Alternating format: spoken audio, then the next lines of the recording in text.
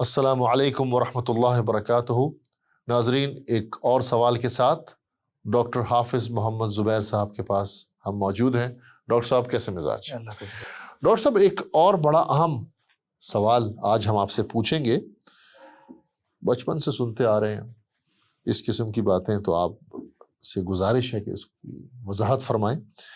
کیا بنو امیہ کے خلاف جہاد یا خروج کا حکم احادیث میں دیا گیا تھا؟ بسم اللہ الرحمن الرحیم۔ ڈاکٹر صاحب، یہ تاثر دینے کی کوشش کی ہے مرزا صاحب نے۔ اچھا، ایک طرف تو واضح طور پہ حدیثوں میں موجود ہے کہ حبشی غلام بھی، ٹھیک ہے، جس کا سر جو ہے وہ آپ کو کشمش کی طرح لگے، یعنی اتنا جو ہے وہ بدصورت بھی ہو، پھر بھی اس کی اطاعت کرو اگر وہ تم پہ حکمران بنا۔ حضرت عبداللہ بن مسعود سے یہ صحیح مسلم کی روایت ہے جو مرزا صاحب لے کے آئے ہیں کہ رسول اللہ صلی اللہ علیہ وسلم نے ارشاد فرمایا کہ اللہ تعالیٰ نے مجھ سے پہلے بھی بہت سے نبی جو ہے وہ مبعوث کیے، اور سب کی امتوں میں کچھ نبیوں کے قریبی ساتھی ہوا کرتے تھے جیسے میرے اصحاب ہیں، اسی طرح پچھلے نبیوں کے بھی اصحاب ہوا کرتے تھے جو اپنے نبی کی سنت پہ عمل کرتے تھے۔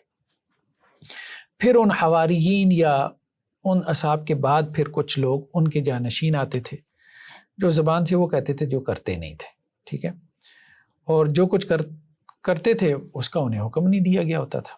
تو جو کوئی ایسے جانشینوں سے، نبی کے ایسے نالائق جانشینوں سے اگر کوئی جہاد کرے گا ہاتھ سے تو وہ مومن ہے، اور جو زبان سے جہاد کرے گا وہ بھی مومن ہے، اور جو اپنے دل سے ان کو برا سمجھے گا تو وہ بھی مومن ہے، ٹھیک ہے۔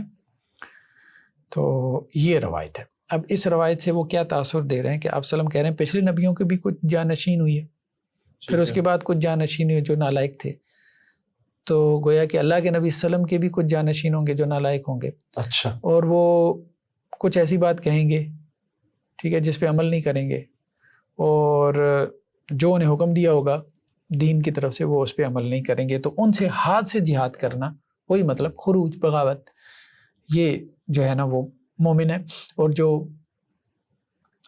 زبان سے ان کے خلاف جہاد کرے یہ بھی مومن ہے۔ اچھا، اب آپ دیکھیں جن کی طرف وہ اشارہ کر رہے ہیں، اچھا، ان کے بارے میں ہم ذرا ایک صحابی سے رائے لے لیتے ہیں، ٹھیک، اسی خروج کے نقطۂ نظر سے۔ اختلاف اور بات ہے، آپ اختلاف رکھیں، ہمیں کیا، بنو امیہ ہمارے چاچے مامے تھوڑے ہیں کہ آپ ان سے اختلاف رکھیں گے اور ہم ان کا دفاع کریں گے؟ کیوں بھائی؟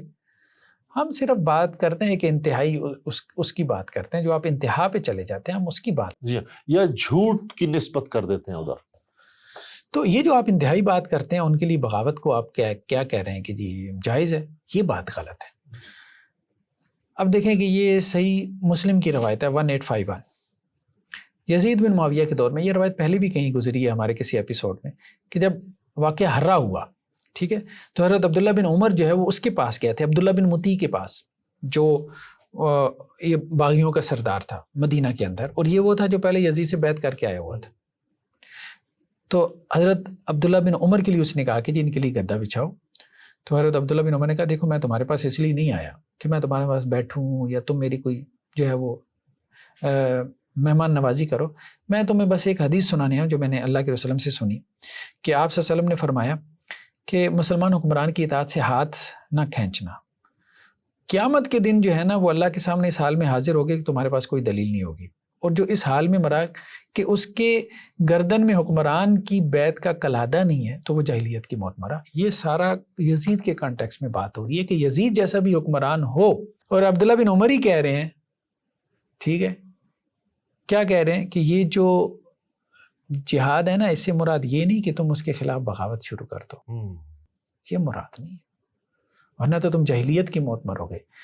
جہاد سے مراد یہ نہیں ہے کہ اس کی بیعت کا کلادہ اپنی گردن سے نکال دو، بغاوت کر دیں، ہاں یہ مراد نہیں ہے، ٹھیک ہے۔ ایک یہی روایت صحیح بخاری میں بھی اسی طرح سے ہے کہ جب اہل مدینہ نے یزید بن معاویہ کی بیعت توڑ دی، اسی طرح سے الفاظ ہیں، اہل مدینہ یزید بن معاویہ کی بیعت توڑ دی تو حضرت عبداللہ بن عمر اپنے خادموں اور بیٹوں کو جمع کیا، غلاموں کو اور بیٹوں کو، اور کہا کہ بے شک میں نے نبی کریم صلی اللہ علیہ وسلم سے سنا، آپ نے فرمایا کہ قیامت کے دن ہر غدار کے لیے ایک جھنڈا نصب کیا جائے گا، یعنی انہوں نے اس کو غداری کہا ہے۔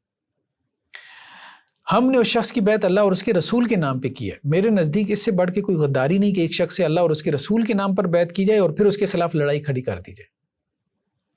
دیکھو تم میں سے جو کوئی اس کی بیعت توڑے گا اور کسی دوسری کی بیعت کرے گا تو میرا اس سے کوئی تعلق نہیں۔ یہ صحیح بخاری کی روایت ہے، یہ بھی مرزا صاحب لے کے آئے نا، پھر ساتھ میں وہ روایت لے آئے ہیں جی ٹھیک ہے، صحیح مسلم کی، تو یہ صحیح بخاری کی بھی روایت لے آئیں تاکہ واضح ہو جائے. یہ کہتے ہیں جی عبداللہ بن عمر جو تھے نا، مرزا صاحب کے الفاظ ہیں، وہ پیسو پرسنالٹی تھے.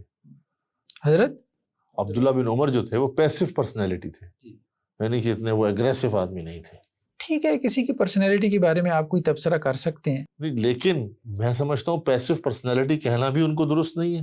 اس لیے دیکھیں وہ شاید اس وجہ سے کہہ رہے تھے ان کو پیسو پرسنالٹی کہ وہ حضرت امیر معاویہ اور حضرت علی کے درمیان جب جنگیں ہوئی ہیں تو اس میں وہ غیر جانبدار رہے ہیں. نہیں وہ تو بڑے بڑے صحابہ غیر جانبدار. لیکن عبداللہ بن عمر جب کفار کے خلاف جنگیں ہوتی تھی تو اس وقت کبھی وہ نیوٹرل رہے ہیں. مطلب حضرت سعد بن ابی وقاص کو دیکھ لیں، وہ بھی نیوٹرل ہو گئے تھے. کہنے کا مطلب یہ ہے کہ وہ لوگ پیسو نہیں تھے، یہ ان کو اس وجہ سے پیسو کہہ رہے ہیں کہ وہ نیوٹرل ہو گئے تھے. حالانکہ دیکھیں جب کفار کے خلاف جنگیں ہوتی پھر تھی نیوٹرل نہیں ہوتے تھے، تو یہ پہلی صف میں ہوتے تھے، سپہ سالار ہوتے تھے. سعد بن ابی وقاص کو دیکھیں، سعد بن ابی وقاص تو مسلمانوں کے سپہ سالار تھے. عبداللہ بن عمر تو مسلمہ کذاب کے خلاف آگے تھے جہاد میں. ایسے تو یہ وہ ان کا ایک علمی اجتہاد تھا کہ دو مسلمان آپس میں لڑ پڑے ہیں، ہم نے دونوں میں سے کسی کا ساتھ نہیں دینا. اس کا مطلب پیسو تو نہیں ہوتا. ہم نے مسلمان کے خلاف تلوار نہیں اٹھانی، ہم نے مسلمان سے لڑائی نہیں کرنی، ہم نے اپنی مسلمان ریاست کے اندر قتل و غارت نہیں کرنی. اس کو پیسو تو نہیں کہتے. تو اب یہ صحیح مسلم کی جو روایت ہے یہ سیدنا عبداللہ بن مسعود رضی اللہ عنہ سے ہے. ٹھیک ہے، تو اس میں یہ آخر میں یہ بات ہے کہ تابعی یہ کہتے ہیں کہ میں نے یہی روایت عبداللہ بن عمر سے بیان کی تو انہوں نے اس کا انکار کر دیا. انہوں نے کہا کہ میرے علم میں یہ روایت نہیں ہے. ٹھیک ہے، تو اتفاقاً مجھ سے ملنے کے لیے سیدنا عبداللہ بن مسعود تشریف لائے. ٹھیک ہے، تو سیدنا عبداللہ بن عمر مجھے ساتھ لے کے ان کی عیادت کے لیے حاضر ہوئی ہے. جب ہم ان کے پاس بیٹھ گئے تو میں نے اسی حدیث کے متعلق سیدنا عبداللہ بن مسعود سے سوال کیا تو انہوں نے بالکل وہی حدیث بیان کی جو میں سیدنا عبداللہ بن عمر سے بیان کر چکا تھا. تو یعنی ایک طرف سیدنا عبداللہ بن مسعود نے یہ روایت بیان کی، آپ اس کو لے کے آئے ہیں، دوسری طرف سیدنا عبداللہ بن عمر نے جو روایتیں بیان کی ہیں انہوں نے خود رسول اللہ صلی اللہ علیہ وسلم سے سنی، آپ اس کو نہیں بیان کر رہے. ڈاکٹر صاحب بہت بہت شکریہ. ناظرین اب ہم آپ کے پاس ایک دفعہ دوبارہ انشاءاللہ تعالی حاضر ہوں گے ایک نئے سوال کے ساتھ. اس وقت تک کے لیے اجازت دیجیے. اللہ حافظ.